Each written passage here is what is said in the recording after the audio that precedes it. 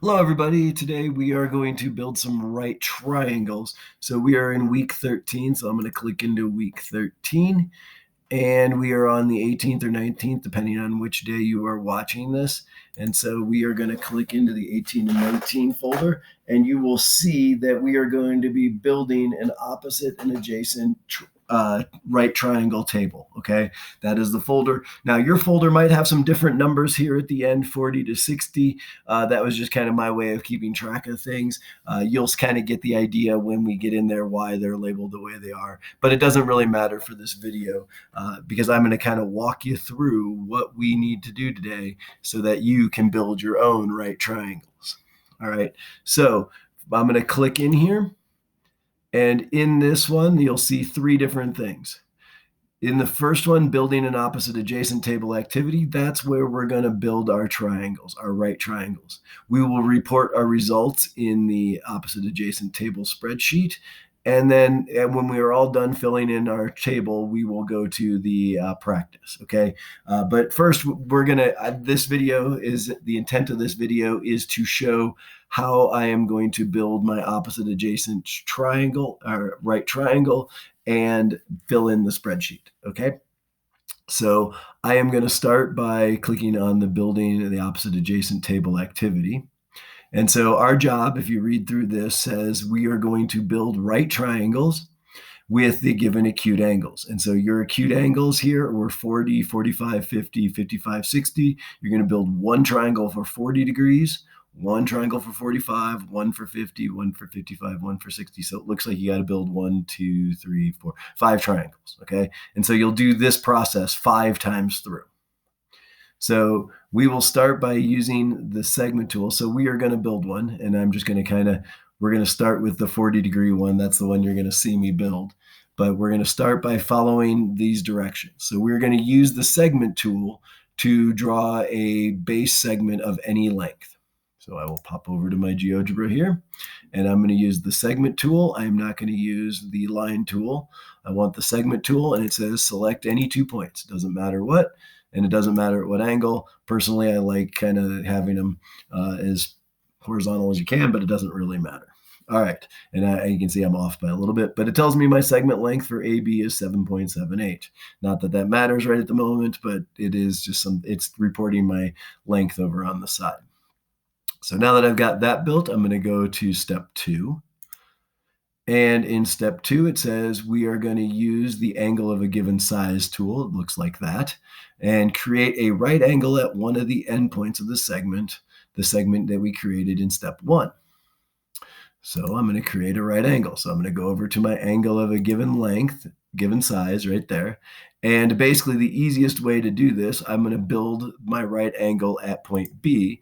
I'm going to click point A and then point B, and it'll tell me what size I want. It should probably say 45 for you. And I'm going to click B, and so it put it down there, which is fine.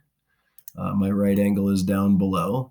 And if you click clockwise, it would have put it above. It doesn't really matter. But so now from B to A prime, that's actually the same length as this. That's what happens is when you do an angle of a given size, it copies the segment length that you used and puts the point down there. So if you make the segment really big, you might have to zoom out pretty far to find the A prime, because from B to A prime, that will create the right angle.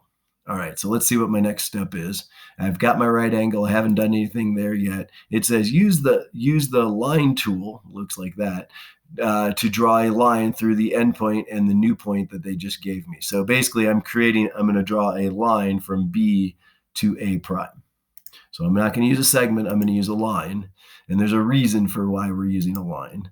So I'm going to do that. And so now I've got my right angle. Now I have the choice of building my right triangle below or above. It doesn't really matter because there's a right angle up there as well. It just kind of depends. If you want to move the screen around, always click on this arrow over here where it says move. And when I do that, then I can move the screen around without putting points or random stuff on the screen. All right. So that's just some general tips about moving stuff around on the screen. So we've got our line through, we've got a right angle. Now we are going to we're on step 4. We are now using the angle of a given size tool again. On the other endpoint of the segment, you can create the acute angle that you're given. So I'm going to basically use this 40-degree angle that I was given to start with. The second triangle I'd build 45 and then 50 and 55 and 60. So I'm going to use an angle of a given size again. And since I want it over on A, I am going to click from B to A. Oops, I guess I didn't pick the right one. There we go. Angle of a given size from B to A and put in 40 degrees. Now counterclockwise should put it below and have it down below down there. If clockwise, we'll put it above. It doesn't really matter. Oh, nope, counterclockwise, put it above. I got to know my clockwise and counterclockwise. Sorry, guys. But it doesn't really matter. So from A to B prime, there's my 40-degree angle. And so now I'm going to, let's see what my next step says. If you're dealing with a smaller angle, maybe that B prime ends up outside of this line, that's fine. Or really close to the line, that's also fine. We just need to make sure we find that B prime, because from A to B prime is the 40-degree angle that I'm looking at. All right, so let's see what my next step is. So I did step 4 where I built my right angle, my acute angle that was given. And now step 5, it says using the line tool, draw a line through the new point that got created with your acute angle. So basically, same thing I did with B to B prime. I now have a line, and I need the line because this point of intersection is going to be important for us. All right. I think that's the next step. So now you can see the right triangle that I've built. Your right triangle may be going the opposite direction. That is fine as well. Doesn't really matter in this case. But you can tell that I have a right triangle with a 40-degree angle down there. And so with that happening then, I need to use my point tool, step 6, use my point tool to place a point of intersection of the 90-degree angle and the acute angle line that you created. So basically what I'm saying is I need to make a point and, actually pick the point and put it at this point of intersection where they cross. And you can see that it's a point C and it's grayed out. It's a little bit different because it is a point you added and it's the intersection of these two. Okay, so it's letting you know that point C is the intersection of this. And I'm going to zoom out just a little bit so you can see the triangle a little bit better. If you like, you can use the polygon tool and trace over it and it'll shade the triangle a little bit, but you don't really have to. And so then now I'm using my measurement tool and I'm going to measure the lengths of the sides opposite and adjacent to the acute angle. All right. And so if you look down here, my triangle got moved for some reason, but it is opposite and adjacent. So here's my acute angle of 40 degrees. The adjacent side is the side that's touching, and the opposite side is the one furthest away from there that's not the hypotenuse. Okay, so that is what I'm going to measure. I'm going to measure the length of the adjacent side and the opposite side. So I'm going to go to my triangle. So the adjacent side is F down here, and the opposite side is this CB side. So my measurement tool is under my angle, I believe, there it is, distance and length. And so I'm just going to click the two endpoints to get the length of the side. So for AB, my adjacent side, it tells me that it is 7.78, which I knew that from earlier on. And then I'm going to do the same. I'm going to go from C to B, and it tells me 6.53. Now, it only gave me 3 decimal places. It said to go to 5.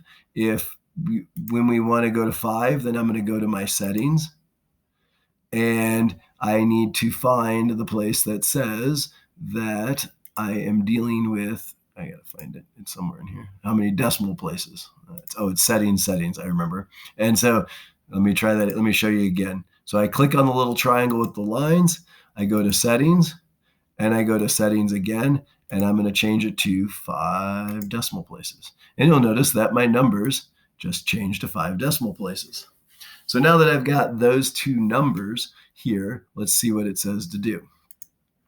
All right, so I measured them. I measured them to 5 decimal places. And then it says, using the calculator, divide the opposite side by the adjacent side. And using the 4 decimal places, type your answer into the spreadsheet in an open column next to your angle. Okay, so you guys can decide in your groups like which ones you are. But okay, so I'm going to take the opposite side and divide it by the adjacent side. So I'm going to just go down here using my calculator. Let's see if I can get down to the bottom down here. If it'll let me. It's not letting me. Oh, let's see. Well, you can either, I'll just type it in and see if it'll let me. So the opposite side is 6.52854, and I'm going to divide that by 7.78041. And I'm going to hit enter, and you can see that this thing goes away here. You can see that that is the number that I get when I divide them. I couldn't see it because I have this bar in my way. You won't have that bar in your way. That is dealing with my Screencastify thing that I'm working on. And so when I type this in, when I type in those numbers and divide them, I get 0.8391. So that's the number I want to type into my table. So I'm going to go back to my screen here, and I need to go back to my screen by 1. And now I'm going to go to my table. And at 40 degrees, there'll be an open column for you. You just say, hey, I'm going to be red or yellow or whatever. And at 40 degrees, I'm going to type in that decimal that I just got. And let's see, let me go back to it, 8391. And that will fill in 0.8391. And now I am done with 40 degrees, and I would have to go on and I would go and start all over and build the next triangle at 45 degrees. And so if you want to save this triangle for later, you can go over here and save it and say 40 degree right triangle. And then it's saved. Oops, I got to learn how to spell triangle.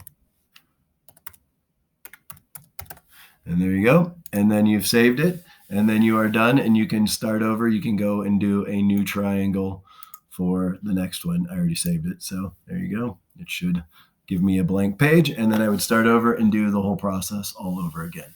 Remember, you can always ask your teacher for help as you go through this. If you have any questions, please let us know.